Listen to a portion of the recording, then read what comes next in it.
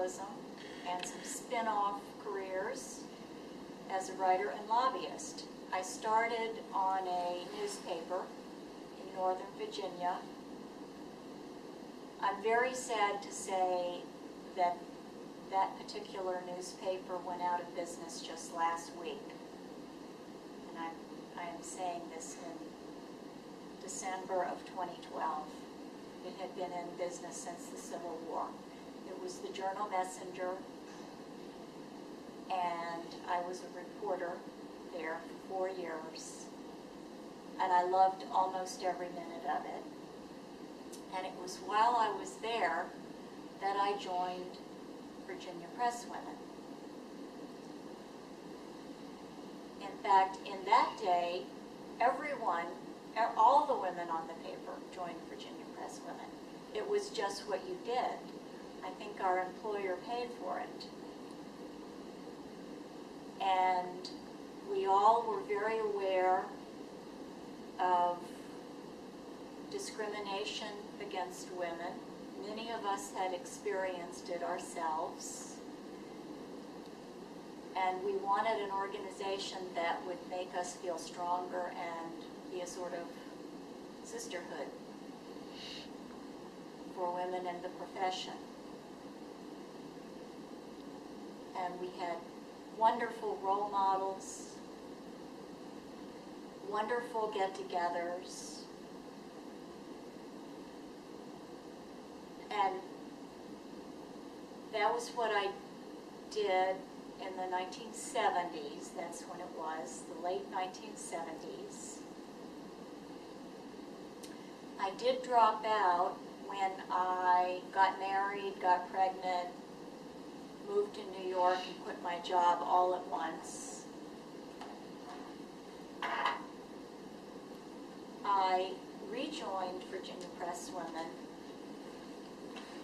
years later when I came back to Virginia and settled in Richmond.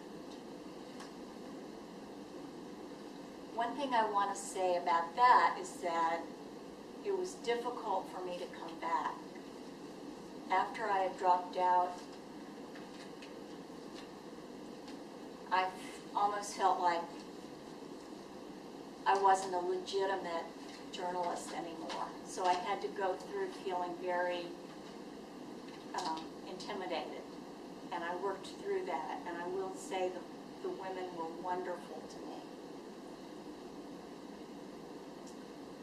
I picked up writing again as a freelancer for the Times-Dispatch. Then my career took a turn. I went to law school. Again, I enjoyed that. And I went to work as a lobbyist and a magazine writer at the same time. And did that for over 10 years. And during that period, I got more and more involved with Virginia Press Women. My feeling is that you get out of it what you put into it. And it has been a very helpful organization for me personally.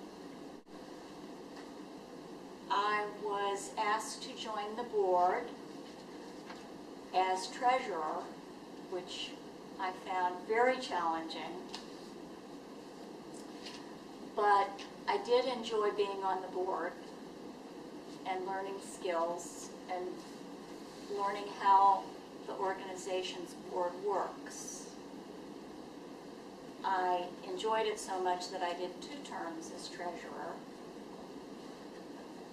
And then I was just a member for a while, but an active member. I went to all the events. Then I was asked to be co-membership chairman. And I did that for several years. Really enjoyed that with working on recruitment and member retention. And from that job, I started getting interested in taking a turn as the president, which is my role right now. I love networking.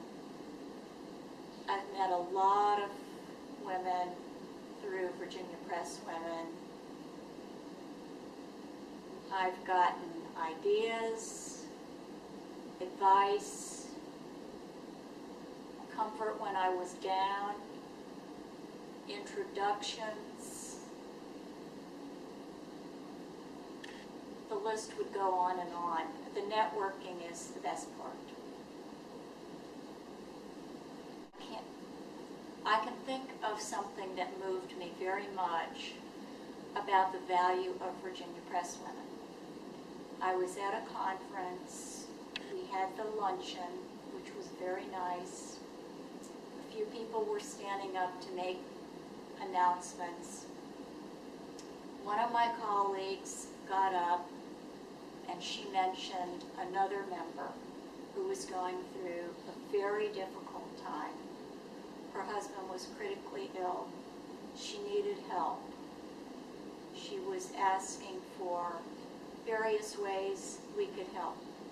Meals, driving the husband to the many doctor appointments, filling in a kind word here and there. I was moved almost to tears at the request and the importance of the request and the response of the people in that room. There are many, many groups to join. Our time is stretched in a million ways in our communities, with our families, with our volunteer work. There are many, many things to do. What is different and special about Virginia Press Women is that it's a women's group. We have some members who are men, we love them, but this is a women's group. Women need support in a different way. We are not brought up with the same kind of confidence that men are brought up with. Sometimes people don't recognize that, but there's still a big difference. And this is a group where you can gain the confidence, gain the leadership skills, have role models for yourself. It's a very special group in that way.